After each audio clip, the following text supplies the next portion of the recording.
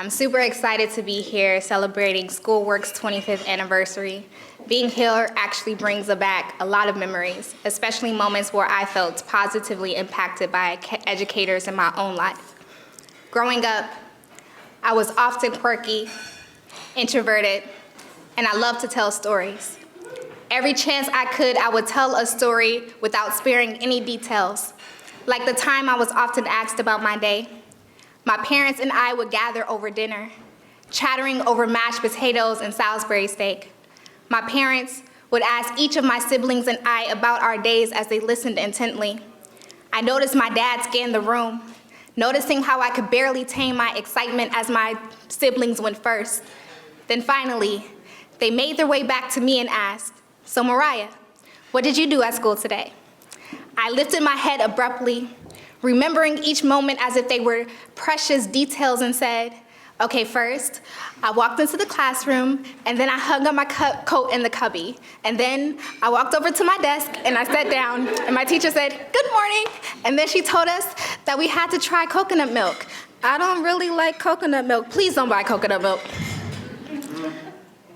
As I continued to tell my story, I would often hear my siblings mumbling under their breath saying, "Not again. Can she please skip to the important parts?"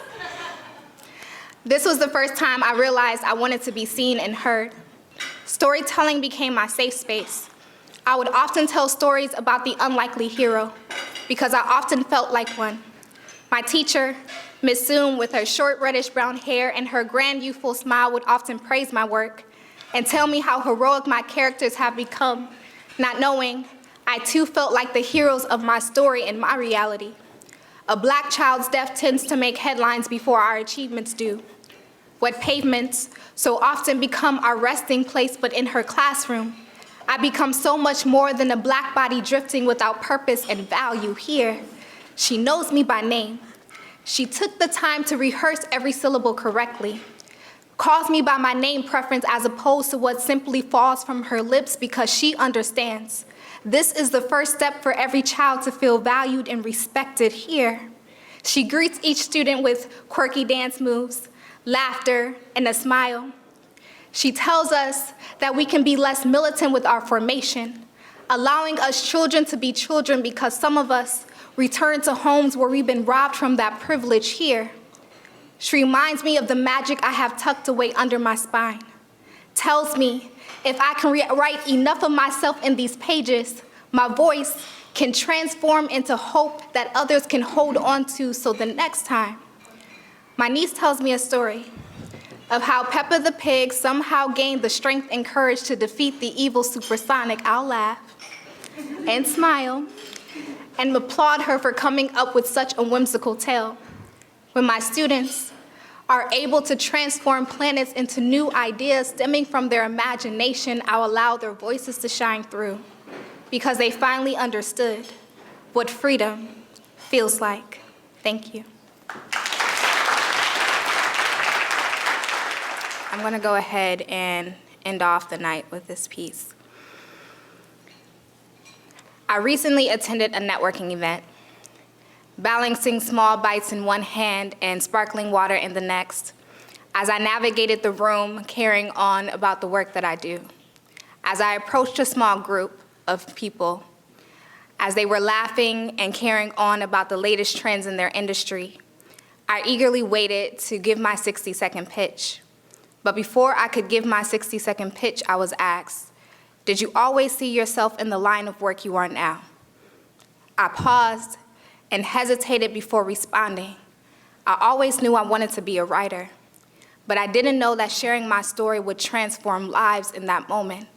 I tried to recall the times in childhood where I was asked who I wanted to become, way before I knew who I was, but I was still privileged enough to imagine something greater for myself, a world I had access to even though it looked different from my own, unlike my students, who struggled to identify who they wanted to become because they were too busy learning to survive on a Monday. I decided to teach a lesson about problem solving. I transformed the classroom into a space for intimate conversation, allowed my students to lay on something more comfortable than the hollow seats they were born into reminded them This is a safe space for healthy dialogue to commence on a Monday. Instead of asking my students who they wanted to be when they got older, I asked them what problems they wanted to solve. The room fell silent.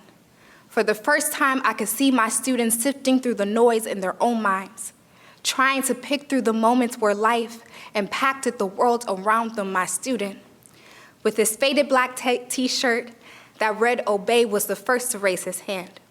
He said he wants to be a part of a space where he doesn't feel like a chameleon, presenting parts of himself at home he don't recognize, while his true self is laid barricaded in crooked classrooms so others outside these four walls can't identify the pride he has tucked away under his palms. He said, "Mama don't like gay, and these streets don't like them either," so he plays pretend just so he can make it home. I had another student who felt like these colorblind policies was just America's way of saying, "Look how far we've come."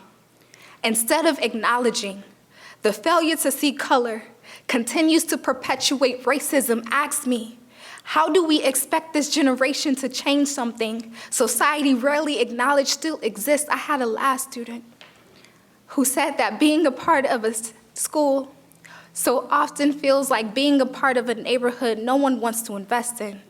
Felt like most folk who see black and brown skin don't see promise, don't see the value we contribute to the table, act like we ain't the backbone that made America great, made America prosper. My students only wanted to be part of a space where they didn't feel like parts of them had to die in order for them to feel accepted, valued, and protected. So I told them, you are a seed rooted in promise, a voice that can transform into hope that others can hold on to, so don't let them dictate who you're able to become. When my students had the ability to ask me what they wanted to be when they got older, and others asked me the exactly same thing, I didn't tell them they wanted to be a technician or a doctor or a lawyer, for these are just titles.